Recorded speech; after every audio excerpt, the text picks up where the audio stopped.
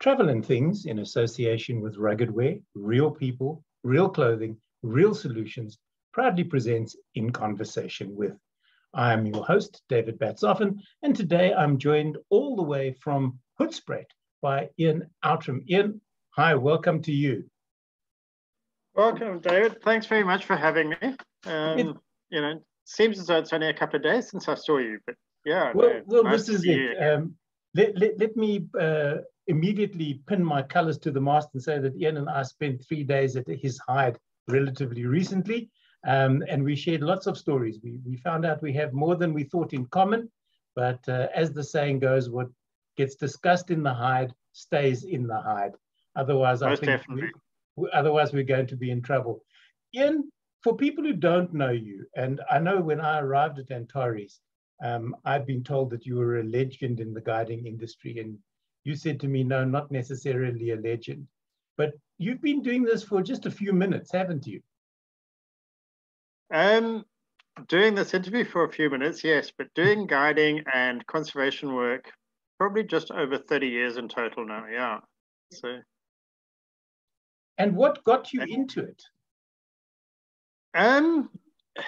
It's a long story, but I won't keep you for too long. I mean, I grew up in Zimbabwe, and I had a great mentor in the name of Peter Ginn at school, who got me involved in the Natural History Club and into birding and reptiles, particularly snakes and things like that. And when I left school, I wrote Maths, French, and Latin for my A-levels because I had absolutely no idea what I wanted to do when I left school. I had all sorts of ideas of making lots and lots of money very quickly and then enjoying the good life. And that never, ever happened. But yeah, we went over to the UK after I'd finished school. And yeah, my plans obviously never materialized because I never got to university. Cut a long story short, I ended up working in a zoo as a zookeeper. And I managed to get my qualification there in zoo animal management in the end. And once I had my piece of paper, I'd always said I was going to come back to Africa. And so I came to South Africa in 1991. And before I knew it, I'd started applying for work as a guide in one of the lodges. And I was very lucky to find work very quickly. And I ended up spending 8 years working as a guide at Balule Game Reserve, which was absolutely fantastic experience and one that I have no regrets over whatsoever. And then from there, it moved on, 8 years later, I decided, no, it was time to move on. And I decided to try and give something back to the industry that I'd been involved with. And I started training.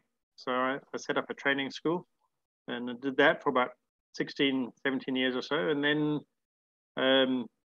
natural progression moved on and I converted to running my own lodge and converting my facilities to what we have now. Yeah, when I was at Antares bush camp and safaris, to give it its proper name, and at the Umgede hide, I was wondering how you'd accommodated your students in that scenario, because the rooms are very nice, but to put students in accommodation like that is a little upmarket, is it not? Or did you have a different configuration? So yeah, when we decided to change from the training to being a full lodge, we literally gutted the buildings and reconfigured them completely.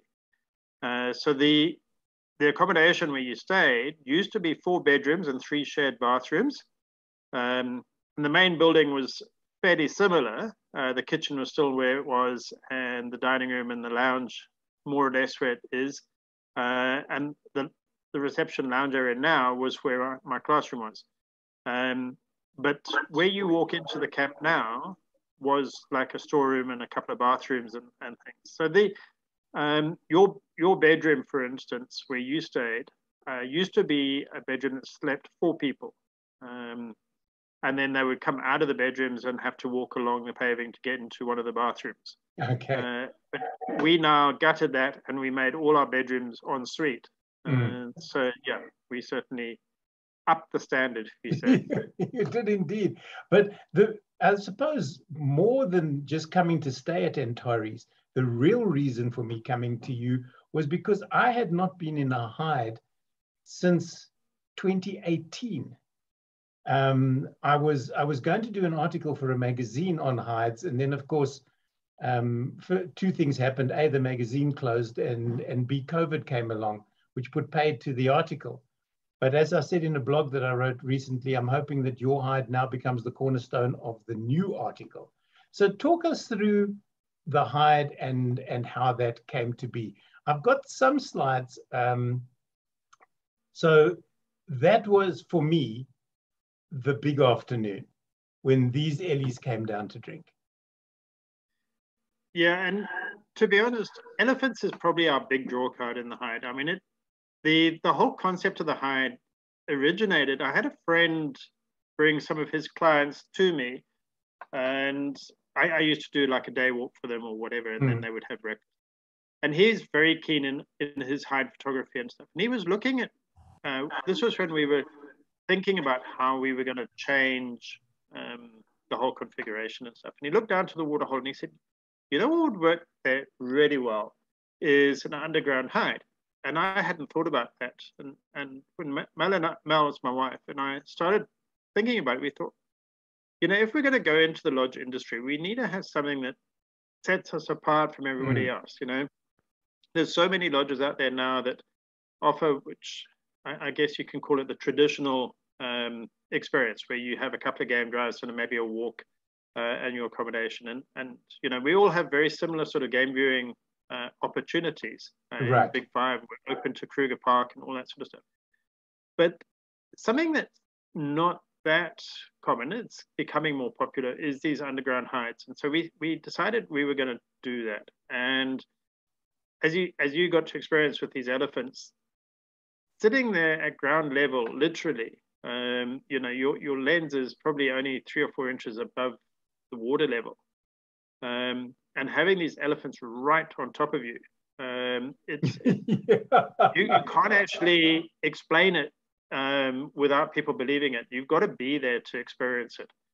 And you know, you had the one elephant that was right above you, and I thought, no, just now your camera equipment's going to get blessed, as we say, you know, baptized, which has happened to a few people. But anyway, you know, but yeah, it really is. It's a life-changing experience, and you know, you can go for quite a while without anything happening, and you do have to have that patience, as we discovered. But when it does happen, wow, it's yeah, unbelievable.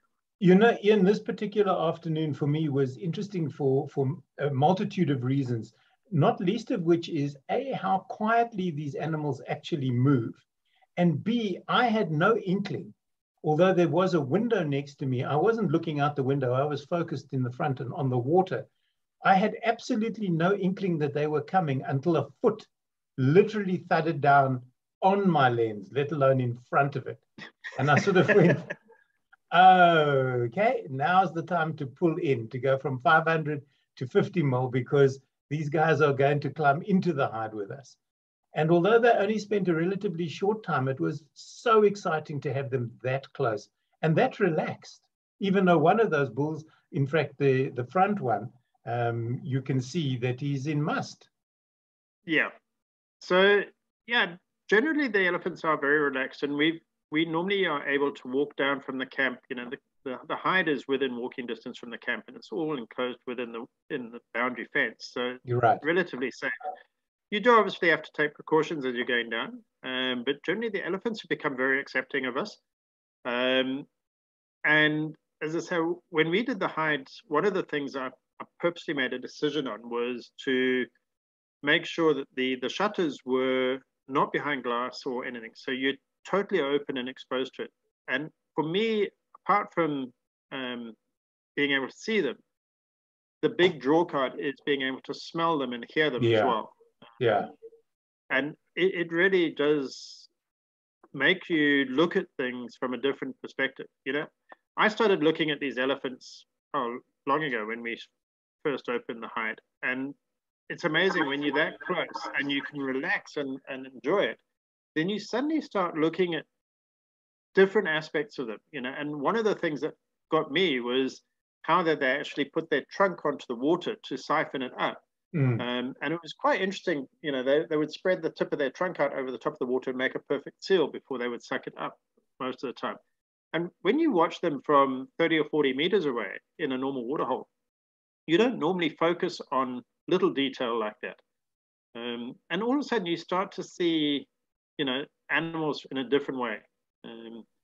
You start to look at the colors in their eyes. You know, an elephant's eye is just superb. It's you know, it's got these shades of brown in there and things. And normally you're not really close enough. The way, you know, most people would say, I hope I'm not that close enough that I can get to see the detail in an elephant's eye. But when you're in the hide and it's totally safe, you are, you know, you literally, as you say, I think that one elephant was probably, without exaggerating, no more than 1.5 meters from where your lens was sitting. Yeah, it was indeed. It was closer than I expected because he came from the side. The other thing that was of interest to me at this particular hide is, you know, we humans want immediate gratification. If we want a cool drink or we want some food, we go to the fridge, we open the fridge, we take out what we want and we eat it. Yet there were waterbuck that came down on the first day that wandered aimlessly, or so it seemed, back and forth. Although the water was within reach, they refused to come in until one of them did, and then they scarpered when that kingfisher plunged into the water. And they were prepared to wait. But I suppose if you're a prey species, you need to be observant. You can't just barge in and drink, not having looked around properly. And I think this comes across when you're at ground level, how cautiously they do move. Even when they come down to drink or put their mouths to the water, there is still a wariness about them. Yeah, I think so. You know, again, if you watch that, and understanding the way animals react with each other, you know, the predator and prey situation for sure. I mean, if you don't take precautions, you're not going to live very, very long in the bush. And you know, you only get the adults because they've taken those precautions and they've learned, you know, by following the example of their mothers or whatever it might be. But what fascinates me there is, you know, every now and then you do get the animals come straight down and drink. But I hadn't been in the hide for a couple of weeks. And so with us being in there, the waterbuck probably looked at it and thought, something has changed from yesterday. You know, the shutters were closed yesterday or whatever it might be. And so they were a little bit more, you know, wary and anxious about us, but they eventually accepted it. But as you say, then a kingfisher came down and basically just startled them. And obviously it's not a predator, but it is having that awareness of what is around you. But we were talking about it, you know, when we were in the hide and comparing the behavior between the waterbuck and the birds and how the birds didn't seem to make too much difference. But like I said at the time, you know, where you have different predators and as a result, you behave slightly differently. You know, the little blue waxbills would always be right next to the bushes, for instance, and then just go up quickly to there, but they would come back down again very quickly. Yeah. Now, this is the inside of the hide, one of the evenings that I spent in there. And I know that you've set it up so that guests can actually sleep in that hide if they feel like it. Well, yeah, I mean, it wasn't the original intention. It's quite a nice story because when Mel and I designed it, it was literally designed on a piece of A4 paper. You know, I had spoken to a couple of people, friends of mine, about what should work and what shouldn't work in a hide and things. But we were very much left to our own devices to what we wanted to do it. And I hadn't been to any other hides before that I could then compare and try and recreate what they had. So Mel and I said, what would we want that would make it comfortable? And you've got the nice comfortable chairs to sit in and that's in the picture. But then the daybed, as it's become known, is at the back. And our original intention with that was for people to be able to sit in comfort and read one of the books whilst their partner was taking photographs or something like that. And then friends of ours started lying down and going to sleep. And all of a sudden it became reclassified or redescribed as this day bed. And then people said, well, I'm sure I can sleep here overnight and stuff like that. And many, many people have, myself included. And I've even slept through lions drinking, which when I discovered that in the morning, I was a little bit upset with myself because I'd stayed in the hide specifically to see those lions that night and I missed them. But that's the only reason. My advice to people is always, if you are going to sleep in the hide and you are on your own, just to close the shutters. Yeah, just in case, because animals can come in there.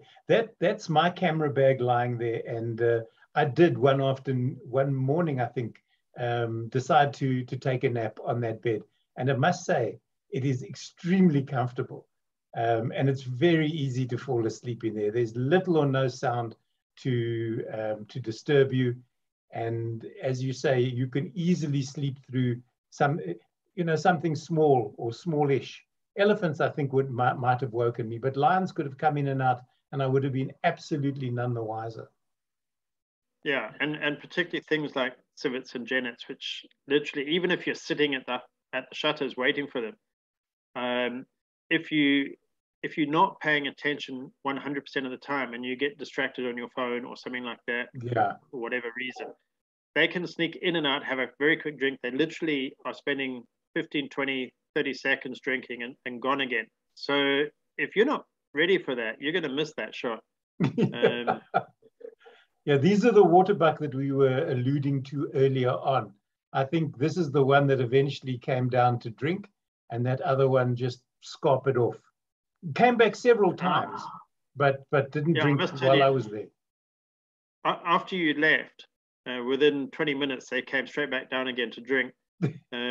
So maybe they were just waiting for Mr. Batsford to go back to Joburg. But that happens so often with the animals. But, yeah, I can well imagine. The bird life along this bank here is quite spectacular. It really and truly is. Everything from blue waxbills to firefinches to starlings, lots of doves of variety of different sorts. And of course, yellow-billed hornbills, and that elusive woodlands kingfisher that kept darting in and out of my peripheral vision. I just couldn't get him hitting the water. You just have to have the right contacts, Dave, and the right lines of communication with them. You need to. Yeah. But no, the bird life it's absolutely phenomenal. I think I've recorded just over 100 species in a year whilst I've been sitting in the hive, which is fantastic. And then I'm sure it's going to get up to 150 fairly soon. But unless you've got the right equipment for taking photographs of those blue waxbills and things, the sort of lenses that you're going to need are quite large, because it is the edge there is probably about 11 to 12 meters from where your lens is.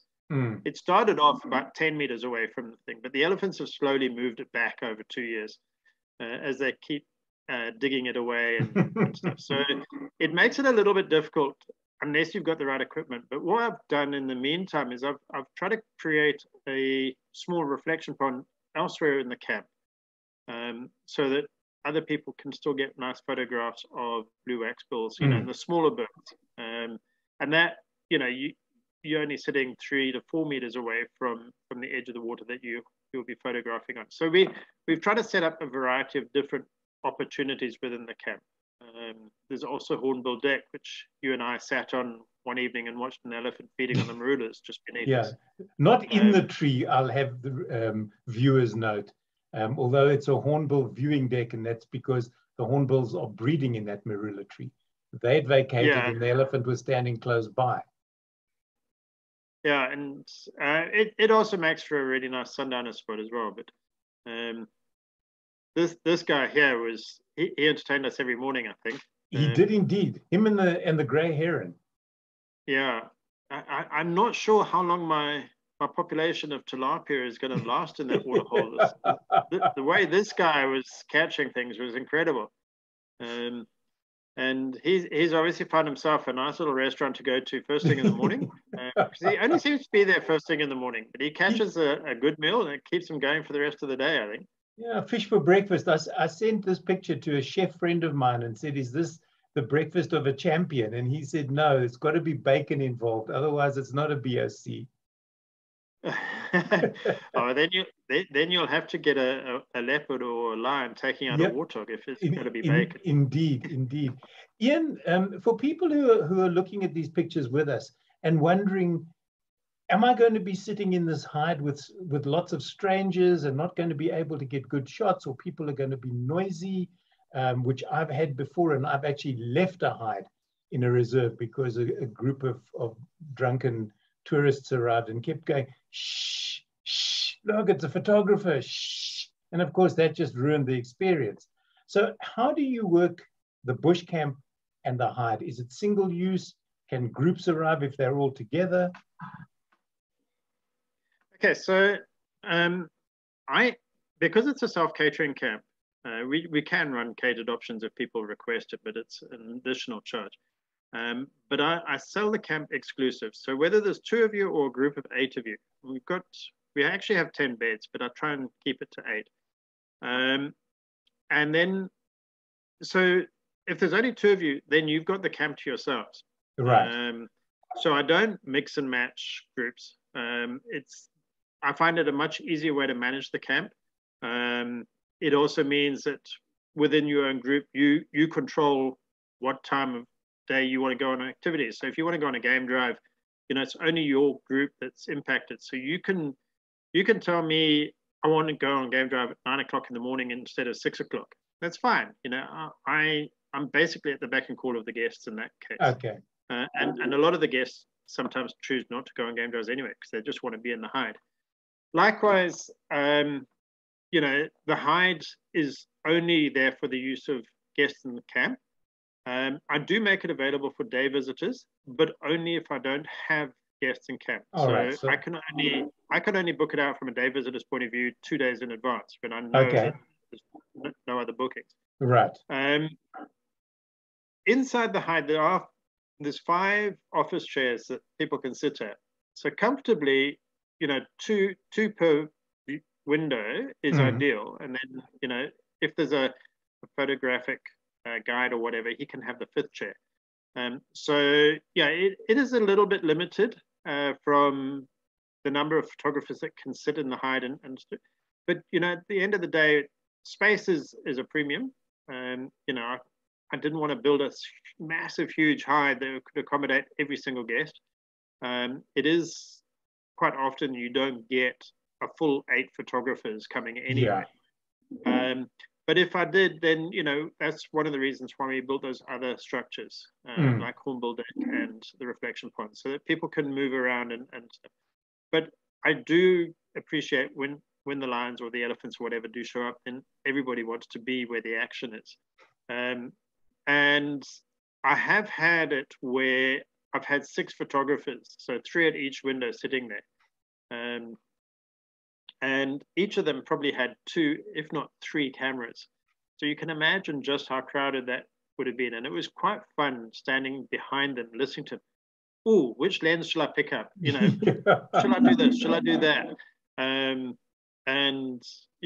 It was, you have to be there and you have to get those photos in those 10 minutes that you've got. But yeah, you can always have a joke about it afterwards as to how it sounded. Everybody was confused as to which lens they should be picking up.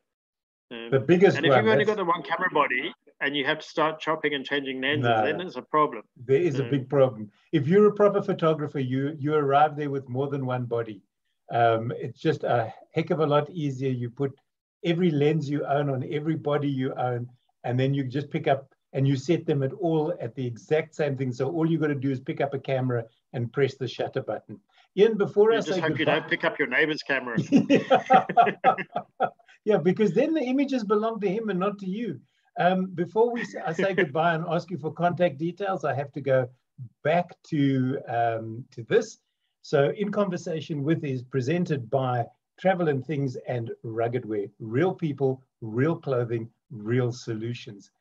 Ian, before I say goodbye, how do people contact you? And you know, is it easy to book? Is there a specific season that they should be looking at for the best images? So obviously, I mean, if you're there from a photographic point of view, and you want to be in the height, the best time would be during the dry season. Right. So anywhere from probably about June through to October, November. But then, having said that, in the summer, yes, there's a lot more water in the veld because of natural water pools and stuff like that. But then you also get all the birds and you get the insects and stuff. And if you love the water lilies, then the summer is the time to be. In the winter, amazingly, those water lilies completely vanish. And stuff. So I'm still waiting for my jacanas to pull in and take up residence, but it hasn't happened just yet. Let's hope so. So contact details? But yeah, if people want to find out more about it, visit the website. It's www.antares.co.za. And then people can book online there. There is a page on the website where you can check the rates and see if I've got any specials on offer and stuff like that. And otherwise, just give me a phone call. My number's 083 286 8281. Great stuff. All the eights. All the eights. Ian, thank you so much for chatting to me. It's been an absolute pleasure talking to you. It was a lot of fun being with you in the hide recently, and I do hope that I'm able to return there with guests in the not too distant future. Yeah, well, I really enjoyed spending time with you and getting to know you as well. And yeah, it was good, and I'm really looking forward to your next visit. And I'm sure it's not going to be too long. I can see that desire in your eyes, and particularly when you left, you just want to get back in there and get some more photos. Particularly those predators. And I think, you know, in the winter times, those predators will definitely be there. But you've got to have the patience. Ian, once again, thank you very much. My guest today on In Conversation with Ian Owtram from Antares Bush Camp and Safaris, and of course, the Umgede hide. Ian, thank you for being my guest. Thank you very much, David. It's been my pleasure.